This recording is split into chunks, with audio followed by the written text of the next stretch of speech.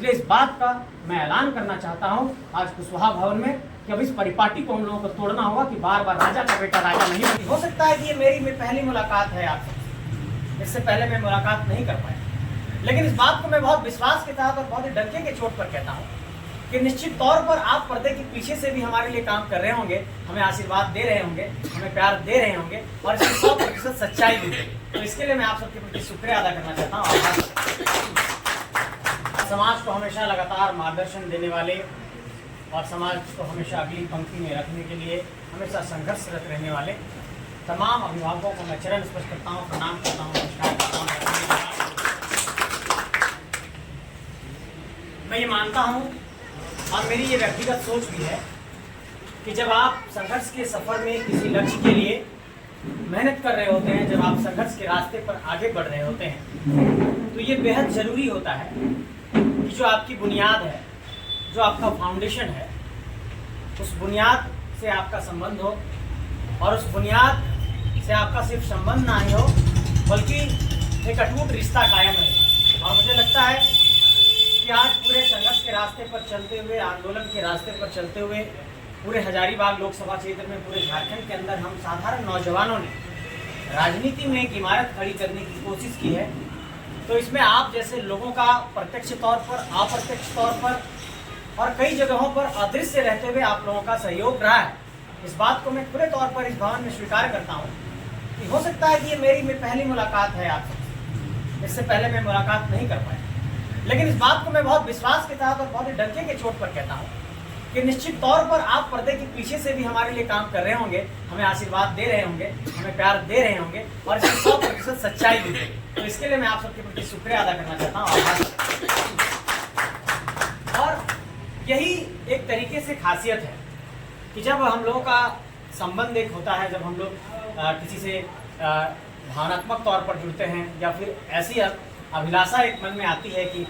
नहीं, साधारण नौजवान लोग हैं, कुछ करने की इच्छा रखते हैं, तो आज मैं इस भवन के अंदर ये कहना चाहता हूँ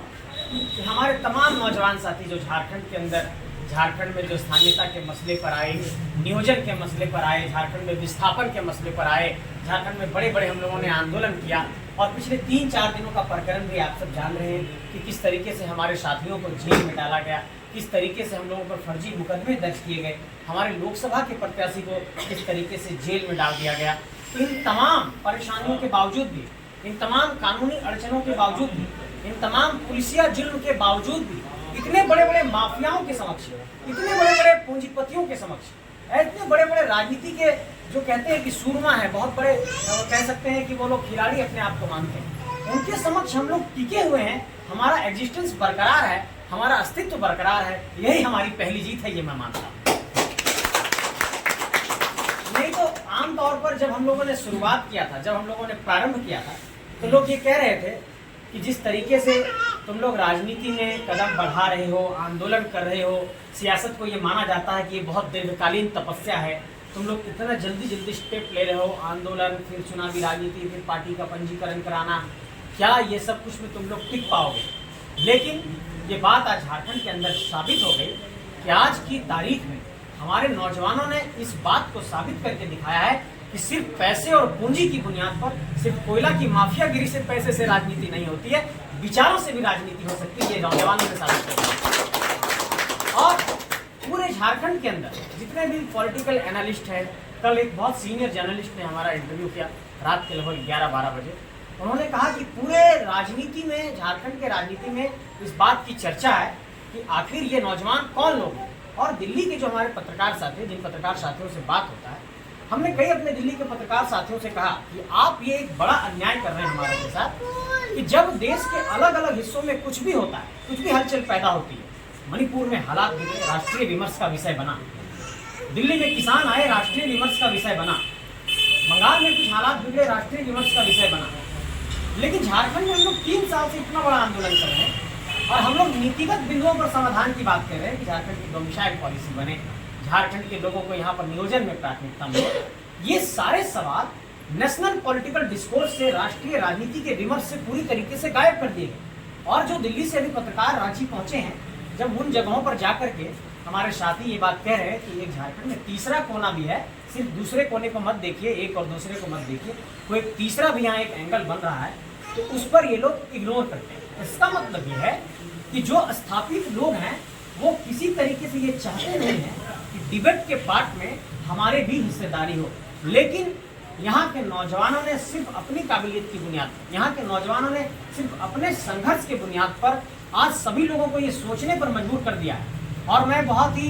फैक्ट के साथ, डेटा के साथ ये बात को कहना चाहता हूँ, बहुत विनम्रता से कहना चाहता हूँ कि आदरणीय प्रधानमंत्री जी का भी आगमन झारखंड के अंदर हुआ। वो चाईबासा में रोड शो किए, वो रांची में रोड शो किए, लेकिन हमें पत्रकारों ने कहा कि हम लोगों ने तुलनात्मक तौर पर उस भीड़ को देखा और बोकारो में जो भीड़ आई थी टाइगर जयराम मेहता जी के नामांकन में, वो ऐतिहासिक थी। इवन की प्रधानमंत्री जी की रोड शो की सभा में, रोड शो में भी उतनी भीड़ नहीं आ पाई। ये झारखंड के नौजवानों की जीत। और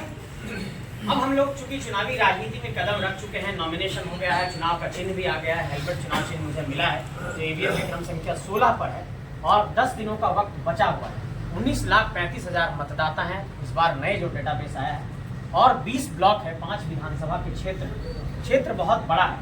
और संसाधनों के नाम पर हम लोगों के पास सिर्फ एक ही संसाधन है, वो इंटेलेक्चुअल प्रॉपर्टी है, बौद्धिक संपदा है जो हम लोग विचारों से जनता के बीच जाकर के रख रहे हैं। इसके अलावा और ऐसी कोई संपदा हम लोगों के पास नहीं है। तो आप लोगों से ये गुजारिश करना चाहते हैं कि हम लोगों ने राजनीति में जो एक एग्जाम्पल सेट किया, जो एक उदाहरण सेट किया, कि सिर्फ पैसे और पूंजी की राजनीति के बुनियाद पर राजनीति नहीं होगी, विचारों के बुनियाद पर भी होगी, झारखंडियत के बुनियाद पर होगी, झारखंड के मसले पर होगी, झारखंड के विस्थापन के मसले पर होगी और इस पर लोगों ने साथ दिया है। एक सवाल लोगों ने हम लोगों से पूछा है कि आप लोग झारखंड और झारखंडियत की लड़ रहे थे, आप लोग लोकसभा का चुनाव क्यों लड़ रहे हैं? लोकसभा का चुनाव इसलिए लड़ रहे हैं क्योंकि हम लोगों ने साफ तौर पर यह कहा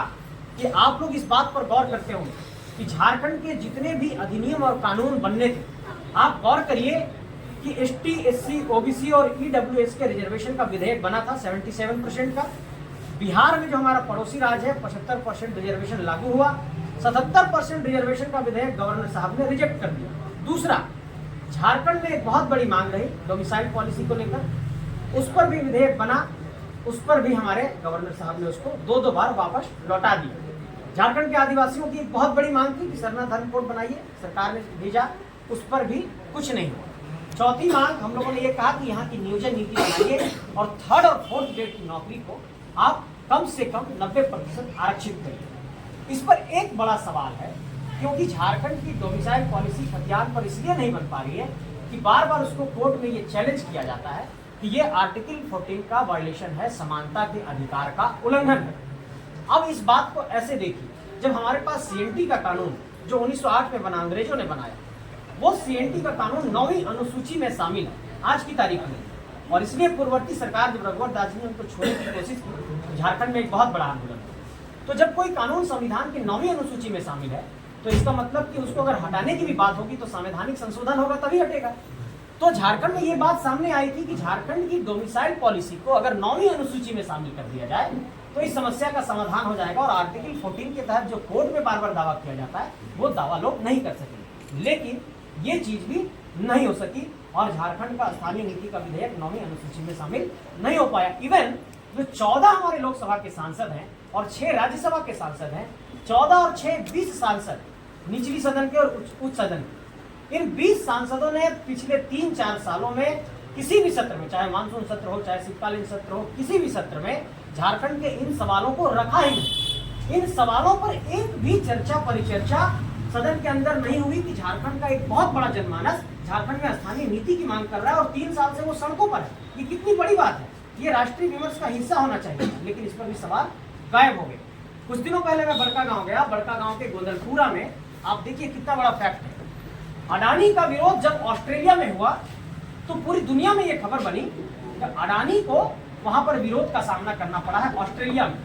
उसी अडानी का विरोध 600 एकड़ जमीन में कोल ब्लॉक का आवंटन हुआ है ओपन पोस्ट माइनिंग के लिए बड़का गांव के गोदलपुरा में, और गोदलपुरा के लोगों ने कहा 1 साल से कि हम लोग जमीन नहीं देंगे। आज की तारीख में जब मैं स्पीच दे रहा हूँ वो अभी भी धरना पर बैठे हुए हैं, आचार संहिता में भी बैठे हुए हैं और 1 साल से वो बैठे हुए हैं। और यहाँ के वर्तमान सांसद महोदय से उन लोगों ने कम से कम 20-25 बार ये गुजारिश किया कि सांसद महोदय मेरे एक सवाल को सिर्फ सदन के अंदर आप उठाइए कि हमारा जो जमीन देने का मंशा है वो हम लोग नहीं देना चाहते और हम लोग यहाँ पर माइनिंग के लिए प्रोजेक्ट नहीं खुलने देना चाहते। इस सवाल को सदन के अंदर एक बार भी नहीं उठाया गया। किसी समस्या का समाधान होगा नहीं होगा, नीतिगत तौर पर क्या रास्ता निकलेगा, ये एक अलग विषय है सर। लेकिन मेरा विषय इस बात को लेकर के है कि क्या झारखंड इतना भी हक नहीं रखता है कि झारखंड के विषय कम से कम संसद के अंदर गूंज सके, कम से कम झारखंड के विस्थापन, पुनर्वास, नियोजन, जमीन अधिग्रहण के मामले को कम से कम सदन के अंदर रखा जा सके। लेकिन ये भी परिस्थितियां नहीं है और झारखंड के पूरे सवाल पूरे तरीके से राष्ट्रीय विमर्श से गायब कर दिए जा रहे हैं। झारखंड की चर्चा सिर्फ इस बात को लेकर के है कि कहां पर कितना कैश निकल रहा है, अलमारी से कितना पैसा निकल रहा है, किस मंत्री के घर से कितना पैसा निकला, किस मुख्यमंत्री ने कितना भ्रष्टाचार किया, कब सरकार गिरने वाली है, कब सरकार बनेगी। झारखंड में कभी भी जब आप गौर करते होंगे कि आज तक एबीपी, एनडीटीवी की झारखंड के संदर्भ में कोई खबर चल रही होगी तो यही सब चलेगा। कभी आपने देखा कि झारखंड का विस्थापन का सवाल कोई सदन में उठा रहा हो, झारखंड का विस्थापन का सवाल कभी एनडीटीवी में चल रहा हो, झारखंड के पुनर्वास का सवाल कभी जी न्यूज में चल रहा हो, झारखंड का यहाँ पर जमीन अधिग्रहण का मामला कभी एबीपी न्यूज में चल रहा हो। ये राष्ट्रीय विमर्श से पूरे तरीके से गायब करने के पीछे साजिश ये है कि इन मसलों पर जब बातचीत होगी ही नहीं, चर्चा परिचर्चा होगी ही नहीं, तो जो इससे जुड़ा हुआ समूह है वो सिर्फ अपना वहाँ केस मुकदमा धरना प्रदर्शन करता रह जाएगा और हम लोग इलेक्टोरल बॉन्ड वहाँ पर पहुँचाते रह जाएंगे और अपनी राजनीति करते रहेंगे। और यही झारखंड के अंदर हो रहा है कि पूरे तमाम कंपनियों ने इलेक्टोरल बॉन्ड खरीदा, चाहे वो रूंगटा हो, चाहे आलोक स्टील हो, चाहे बीजीआर हो, चाहे ऋत्विक हो, चाहे त्रिवेणी सैनिक हो, एनटीपीसी हो, तमाम कंपनियों ने इलेक्टोरल बॉन्ड खरीदा। हम ये बात बहुत फैक्ट के साथ डेटे के साथ इसलिए कह रहे हैं कि झारखंड की राजनीति में इस बात पर सोचने की जरूरत है कि आखिर इस राज्य के अंदर राजनीतिक नेतृत्व क्यों नहीं पैदा हो रहा है। विनोद बाबू, ए.के. राय, शिबू सोरेन के बाद के दौर के बाद आप देखिए 4 फरवरी 1973 को झारखंड मुक्ति मोर्चा बनी, 15 नवंबर 2000 को हमारा झारखंड बना और 15 नवंबर 2000 को झारखंड बनने के बाद से अभी तक की राजनीति में आप देखिए कोई एक स्वतंत्र घर से नेतृत्वकर्ता निकल करके नहीं आ रहा है। और एक बहुत बड़ा डेटा आपको बता रहा हूं, आप क्रॉस चेक करिए अगर मैं गलत हूं तो 14 लोकसभा में जो 28 कैंडिडेट हैं, 14 इधर से और 14 उधर से, वो 28 कैंडिडेट किसी का बेटा, किसी का बेटी, किसी की पत्नी, कोई present MLA, ex MLA, x MP, यही सारे लोग हैं। साधारण पृष्ठभूमि से राजनीति का नेतृत्व कौशल झारखंड के अंदर निकल ही नहीं रहा है और जो निकलने की कोशिश कर रहे हैं उनको केस मुकदमा, फर्जी मुकदमे में फंसा करके जेल में डालने की कोशिश और कमजोर करने की कोशिश की जा रही है। इसलिए इस बात का मैं ऐलान करना चाहता हूँ आज कुशवाहा भवन में कि अब इस परिपाटी को हम लोगों को तोड़ना होगा कि बार बार राजा का बेटा राजा नहीं बने, बार बार मंत्री का बेटा मंत्री नहीं बने,